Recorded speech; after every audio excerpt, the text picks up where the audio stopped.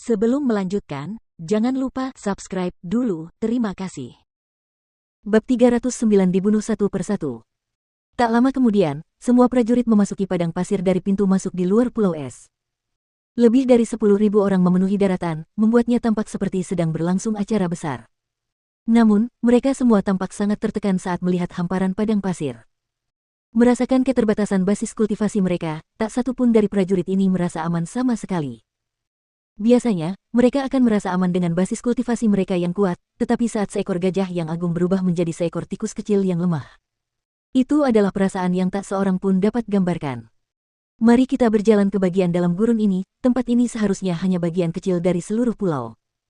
Begitu kita meninggalkan gurun ini, basis kultivasi kita akan kembali normal. Ye Xiao berkata dengan suara keras. Sebagai tetua sekte pedang Myriad, pengalamannya cukup kaya. Oleh karena itu, ia mampu merasakan kekuatan misterius yang hanya memengaruhi mereka yang berada di dalam gurun ini. Begitu mereka pergi, mereka akan dapat lolos dari batasan tersebut. Harta karun yang sebenarnya juga pasti tersembunyi di dalam area bagian dalam Pulau Es. Tepatnya, gurun ini hanyalah sebagian kecil dari Pulau Es. Mao Seng menganggukkan kepalanya tanda setuju. Setelah mengatakan itu, semua prajurit Combat Soul mulai berjalan menuju bagian dalam gurun. Tiba-tiba, 4 sosok muncul di depan mereka, menghentikan mereka untuk melangkah lebih jauh. Keempat tokoh ini tidak lain adalah Jiang Chen dan kelompoknya. Tepat pada saat ini, lengan Jiang Chen terlipat di dadanya, dan dia tersenyum cerah sambil mengangkat bahu.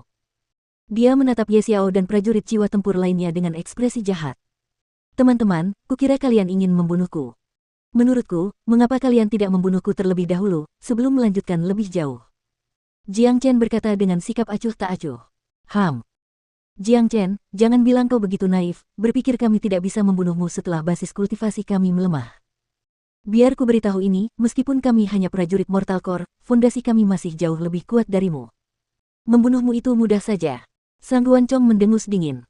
Mengapa kau tidak mencoba membunuhku sekarang? Jiang Chen mengangkat bahunya, dan ekspresinya pada dasarnya mengatakan bahwa dia tidak peduli. Di sebelahnya, Han Yan dan Big Yellow tersenyum cerah. Orang-orang ini mungkin tidak mengerti Jiang Chen, tetapi keduanya mengenalnya dengan sangat baik. Dalam pertempuran dengan para pejuang di dunia nyata dan panggung yang sama seperti dirinya, Jiang Chen adalah eksistensi yang benar-benar tak terkalahkan. Saat ini, kultivasi semua orang terbatas pada ranah inti fana awal, dan semuanya memiliki jumlah energi yuan yang sama. Begitu mereka bertarung, faktor penentu utamanya adalah kekuatan fisik.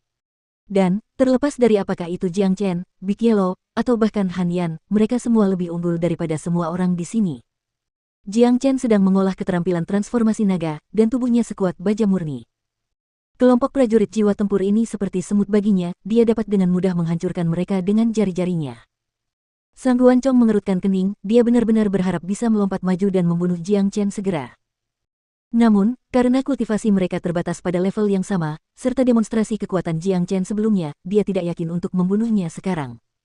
Itulah alasan mengapa dia tidak menyerang Jiang Chen setelah datang ke tempat ini. Ye Xiao, Mao Seng dan para prajurit jiwa tempur lainnya juga memasang ekspresi jelek. Setelah kehilangan basis kultivasi jiwa tempur mereka, mereka kehilangan semua kepercayaan diri mereka. Ada apa? Tidak ada yang ingin membunuhku sekarang. Kupikir kalian semua sangat sombong tadi. Baiklah, karena kalian semua sudah kehilangan rasa percaya diri, akulah yang sombong. Hari ini, tanpa izinku, tidak seorang pun diizinkan meninggalkan gurun ini. Sedangkan untuk kalian, orang-orang tua bodoh yang telah berulang kali mencoba membunuhku, jika kalian berlutut sekarang dan bersujud 3 kali kepadaku, aku mungkin akan menunjukkan belas kasihan dan mengampuni nyawa kalian. Jiang Chen bersikap sangat arogan saat ini, dan dia sangat bersemangat. Kekuatan misterius kuno di gurun ini benar-benar menakjubkan. Di lingkungan seperti itu, dia, Jiang Chen adalah raja yang sesungguhnya. Bahkan seorang prajurit raja tempur harus berlutut di depannya di sini. Apa? Kau ingin kami berlutut? Konyol. Bajingan kecil, beraninya kau bicara seperti itu kepada kami. Kau hanya mencari kematian. Bajingan kecil ini terlalu sombong, dia benar-benar berpikir kita tidak bisa membunuhnya, padahal kultivasi kita dibatasi. Dia tidak tahu seberapa kuat fondasi seorang prajurit jiwa tempur, kemampuan kita bukanlah sesuatu yang bisa dia pahami. Kekurang ajaran orang ini benar-benar di luar imajinasi. Biarkan aku memberinya pelajaran. Meskipun kultivasiku terbatas saat ini, aku telah menghabiskan seluruh hidupku untuk menempa tubuhku, tulangku sekuat baja, dan kulitku sekeras perunggu, aku akan mampu mencabik-cabiknya hanya dengan kekuatan tubuhku sendiri. Bajingan Jiang Chen, kemarilah dan temui kematianmu. Para prajurit Combat Soul ini sangat marah. Mereka semua adalah prajurit combat soul yang tangguh, para tetua dari negara adikuasa. Mereka adalah makhluk yang sangat dihormati dimanapun mereka pergi, dan kata-kata mereka seperti perintah utama yang tidak seorang pun berani untuk tidak patuhi. Namun, pemuda di depan mereka ini hanya meminta mereka untuk berlutut, ini sungguh konyol. Salah satu prajurit jiwa tempur yang memiliki tubuh agung melompat ke arah Jiang Chen seperti seekor harimau ganas. Kekacauan itu segera menarik perhatian semua orang, sekali lagi. Para prajurit yang bersiap untuk melanjutkan perjalanan ke bagian dalam gurun berhenti bergerak. Konflik antara Jiang Chen dan para prajurit jiwa tempur akan kembali terjadi. Dari Pulau Bahagia ke Pulau Es, dan sampai gurun ini, konflik itu belum berhenti. Tamparan. Tinju pria itu bersinar, dan dia meninju ke arah wajah Jiang Chen. Namun sayang, Jiang Chen langsung menahan tinjunya. Ha!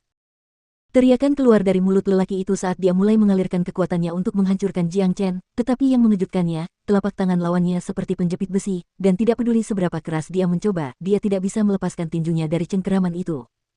Beranikah kau mengatakan tulangmu sekuat besi dan kulitmu sekeras tembaga dengan kekuatan yang lemah ini? Dengan ekspresi mengejek, Jiang Chen meremas telapak tangannya dengan kuat. Dalam sekejap, terdengar suara tulang retak, disertai dengan jeritan yang membekukan darah. Lengan prajurit jiwa tempur itu dipatahkan oleh Jiang Chen, dan tulang yang patah menembus kulitnya, mengejutkan semua orang yang menonton. Tamparan. Wajah prajurit jiwa tempur itu ditampar, dan semua giginya terlempar keluar dari mulutnya. Pria itu tidak punya cara untuk menahan serangan Jiang Chen, dan terlempar ke tanah. Jiang Chen tidak menunjukkan belas kasihan. Dengan kekuatan yang luar biasa, dia menginjak wajah prajurit itu dan mendorongnya ke tanah. Darah segera menyembur keluar dari tanah seperti fondasi air. Tubuh prajurit hebat itu gemetar dan berjuang, tetapi hanya dalam beberapa tarikan napas, dia benar-benar berhenti berjuang, dan tidak ada gerakan yang terlihat. Ha! Adegan itu membuat semua orang terkesiap karena terkejut. Ye Xiao, Sang Wancong dan para prajurit jiwa tempur lainnya semua menatap Jiang Chen, ketakutan. Pada saat ini, tidak ada dari mereka yang bertindak dengan cara yang sama sombongnya seperti sebelumnya, dan kesombongan mereka telah sepenuhnya digantikan oleh rasa takut. Ya Tuhan, kuat sekali. Sekarang setelah basis kultivasi mereka ditekan, para prajurit jiwa tempur itu sama sekali bukan tandingan Jiang Chen. Ya, dia sangat ganas. Dia baru saja membunuh seorang prajurit jiwa tempur seolah-olah dia menginjak seekor semut kecil. Kekuatan tubuh Jiang Chen terlalu kuat, kurasa tidak ada seorang pun di dunia nyata yang bisa melawannya. Para prajurit jiwa tempur itu tamat. Menurutku tidak. Tidak peduli seberapa beraninya Jiang Chen, dia tidak akan punya nyali untuk membunuh semua prajurit jiwa tempur itu. Banyak dari mereka adalah tetua dari negara adikuasa yang terhormat. Ye Xiao dan Sang Guancong juga berasal dari Sekte Pedang Myriad dan klan Sangguan. Semua orang tercengang dengan apa yang baru saja mereka lihat. Meja antara Jiang Chen dan para prajurit jiwa tempur itu telah sepenuhnya berubah. Jiang Chen adalah orang yang dikejar dan diburu tadi, tetapi sekarang dialah yang dapat dengan mudah membunuh mereka. Kakak. Big Yellow tertawa terbahak-bahak. Ia segera berlari ke depan dan tiba di samping tubuh prajurit combat soul yang sudah mati, lalu ia mengambil cincin penyimpanannya tanpa ragu-ragu. Dua pria dan anjing ini ahli dalam membunuh orang dan merampok semua harta benda mereka. Jiang Chen menatap Big Yellow dengan penuh pujian. Cincin penyimpanan milik seorang prajurit jiwa tempur pasti memiliki banyak kekayaan, dan karena dia telah membunuh orang itu, dia tidak bisa membiarkan kekayaannya terbuang sia-sia. Ketuk, ketuk. Setelah membunuh orang itu, Jiang Chen tidak berhenti. Dia terus berjalan selangkah demi selangkah menuju kelompok prajurit jiwa tempur. Meskipun dia menghadapi kelompok itu sendirian, ekspresinya tenang. Di sisi lain, kelompok prajurit jiwa tempur berulang kali melangkah mundur. Ketakutan mereka terhadap Jiang Chen semakin besar dan besar dengan setiap langkah yang diambil. Jiang Chen, tahukah kamu apa yang sedang kamu lakukan sekarang? Sang Guancong mengarahkan jarinya ke arah Jiang Chen sambil berteriak keras padanya. Astaga, plus. Dengan kecepatan tinggi, Jiang Chen melesat maju dan mencengkeram jari Sang Guancong. Ia meremas telapak tangannya dengan kekuatan yang luar biasa, menyebabkan jari Sang Guancong meledak dan berubah menjadi kabut darah yang menakutkan. Arg! Jiang Chen, bajingan kecil. Sang Guancong menjerit mengerikan. Bajingan tua, bahkan di saat seperti ini, kau masih berteriak seperti orang gila. Apa kau benar-benar berpikir ayah tidak berani membunuhmu? Baiklah, aku akan membunuhmu sekarang juga. Tanpa berkata apa-apa lagi, Jiang Chen menendang perut Sang Guancong dengan kuat. Meskipun Sang Guancong membela diri dengan energi yuannya, ia tidak dapat menahan serangan Jiang Chen. Tendangan kuat itu menghancurkan penghalang energi yuan dan menjatuhkannya. Ia terbanting ke tanah hampir 40 meter dari tempat ia ditendang, dan ia mulai memuntahkan darah. Sebelum Sang Guancong sempat berdiri, Jiang Chen sudah ada di depannya. Tanpa ragu, Jiang Chen mengangkat tangannya dan melayangkan pukulan kuat ke kepala Sang Guancong. Tidak. Suara marah yang membawa sedikit keengganan itu tiba-tiba berhenti. Dengan pukulan kuat Jiang Chen, bahkan batu yang paling keras pun akan hancur, apalagi kepala Sang Guancong. Sang Guancong meledak karena pukulan kuat Jiang Chen, dan dia tewas di tempat. Setelah membunuhnya, Jiang Chen bahkan tidak melihat mayat ini lagi, dia hanya berbalik dan terus berjalan menuju prajurit jiwa tempur lainnya yang sebelumnya mencoba membunuhnya. Di sisi lain, Big Yellow segera melompat ke samping mayat Sang Guancong dan mulai menjarah. Banyak orang benar-benar membenci apa yang dia lakukan, tetapi tidak ada dari mereka yang berani mengucapkan sepatah kata pun. Tindakan Jiang Chen sekali lagi menyebabkan badai melanda pikiran orang-orang yang menonton. Kepala Sang Guancong baru saja meledak, ini akan menjadi hal yang besar. Siapa yang berani membunuh seseorang dari klan Sang Guan? Apalagi seorang tetua yang sangat dihormati.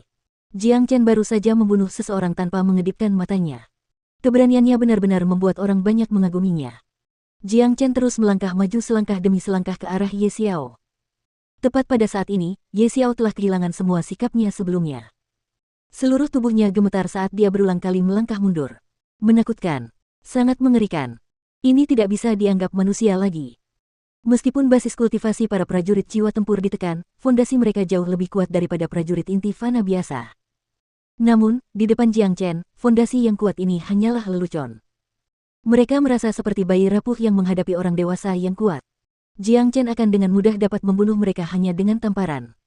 Jiang Chen, jangan cari masalah dengan dirimu sendiri, kau tahu kau akan mendapat masalah besar jika menyinggung sekte pedang Myriad. Ye Xiao mencoba memperingatkan Jiang Chen, tetapi jelas, dia tidak yakin dengan kata-katanya. Sebagai seorang pejuang jiwa tempur yang tangguh, suaranya benar-benar bergetar. Ye Xiao, bahkan sekarang, kau masih saja bicara omong kosong. Aku baru saja membunuh Sang Guancong, apakah kau benar-benar berpikir aku takut padamu? Jika kau berlutut di hadapanku tadi, nyawamu mungkin akan selamat. Tapi, sudah terlambat. Jiang Chen berkata sambil menyeringai. Dia tidak lupa bagaimana Ye Xiao mencoba membunuhnya sebelum ini. Saat berhadapan dengan musuh seperti ini, dia tidak akan pernah menunjukkan belas kasihan.